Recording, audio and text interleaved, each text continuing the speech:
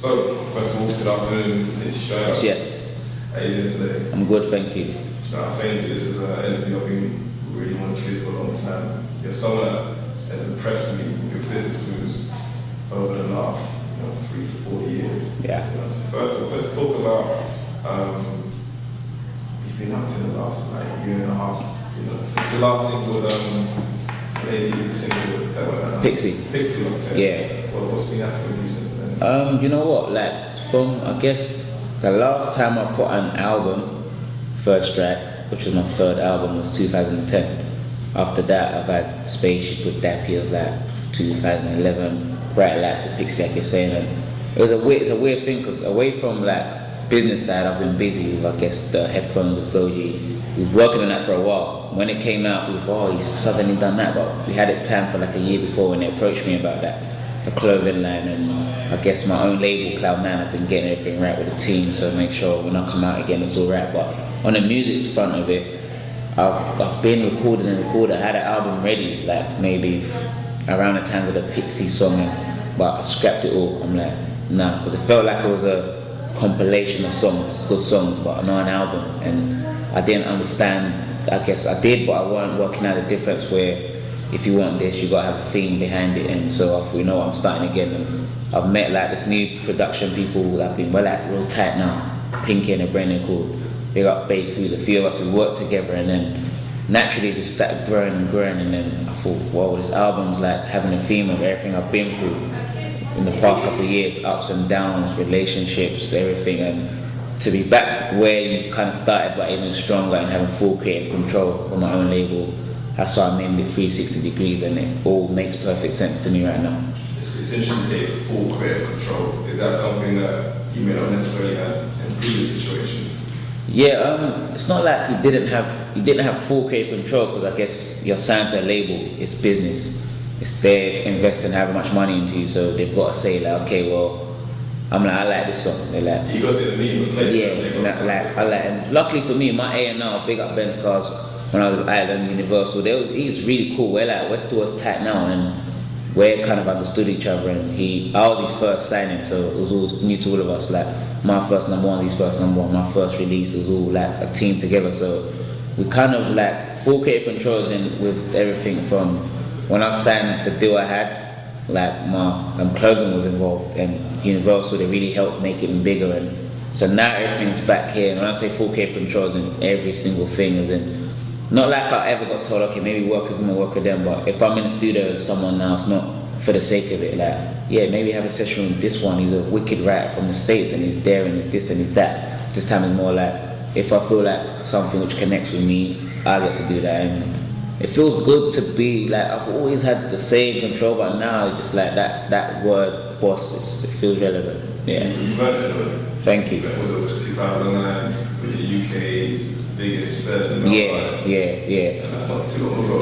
That's what's so mad about it. And like 2009, the biggest selling male. And when people just look back at it, a few years before that, I had a song out saying this year I'm trying to get mainstream money, and people are, yeah, he's just, what's he talking about? But I really, when I like aim or plan for something, I know what I'm trying to do. And it's like a thing where we've come from, I always stay humble and grateful, man, because where we've come from, I didn't once picture to have a top 40, top 100, let alone being the top selling male in the UK. Like really, like, and then I check, whoa, it makes you feel like they say you're the top selling in Bow or something, because I'm like, cool. If you told me I was the top selling in Bow, I'm like, yeah, maybe we could have imagined that one day, but in the UK, it's different. So I always feel like, and that's another thing where it's like the gift and the curse, because after you've got that title, what do you do next? Yeah. If you're not the next top selling the next year, that means you've like underachieved, or it's a crazy situation, but not many people can deal with. And you need to go through that, like I say, ups and downs, and then you go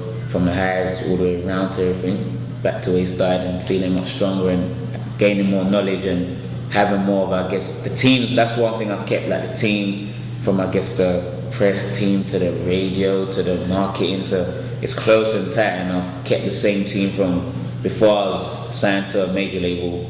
I kept the same when I signed to them. I'm like, I don't want to use no one new. Kept my same people till I'm not, now I've got my own label and it's the same team, so yeah, it's strong. Yeah. And that, in terms of business sales before, when you're working with labels, it's business. Now you are the label, right? So how do you balance creatively doing what you want to actually look at what's actually gonna make the money? Yeah, that's the crazy part about when you can kind of get like lost and misunderstood, no pun intended, but just people not understanding what you might want to see, or I've kind of got that thing in my mind where it's the hate or love. Like I'd rather do something what I love in my heart, but you might hate it. But see, when it's okay, the in between is never too cool, and it's like try and get that or that. So what the difference with the labels and I guess other people being involved is in like sometimes their like ideas are always something good because they've got experience, and I'll be like, try this or try that. For example, when I was doing Take Me Back with Tyra Cruz, and then at first I was like, nah, there's another song I want to do first. They're like, nah, this will work. I'm like, yeah, I like it, it's a good song, but I want to do this song first. And then now I think, imagine I would have done that song first, then the lane would have been a bit like, okay, that's his style of music now. And so sometimes you have to be open-minded and taking opinions, and some of them refer back to them, and but at the same time, it's something where this time around I feel like I can't be too harsh on myself, but at the same time, having a good team around you where someone could be like, I don't think that song's good, or I think it's good, but it ain't gonna work right now in this climate. And it's a bit of a here and there where you can't always feel like, oh, let me make this work, what's for that? You have to do what you like, and that's the main thing about this, where there's no pressure on myself like, oh, I'm trying to sell this amount or do this. My man, or this guy just sold this much, we have to keep up with that.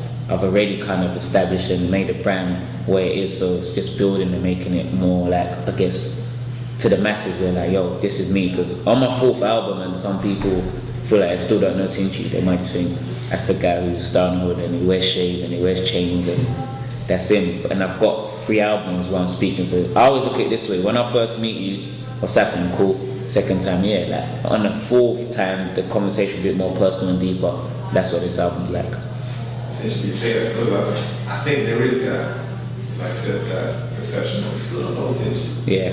And as a listener, at times it feels that there are things that I won't say you hold back on, but I think sometimes you want to be so like melodramatic in the music, but you're cool, you'll touch on things. And sometimes a lot of things you say, people aren't picking up on. Yeah. Now we still say a lot.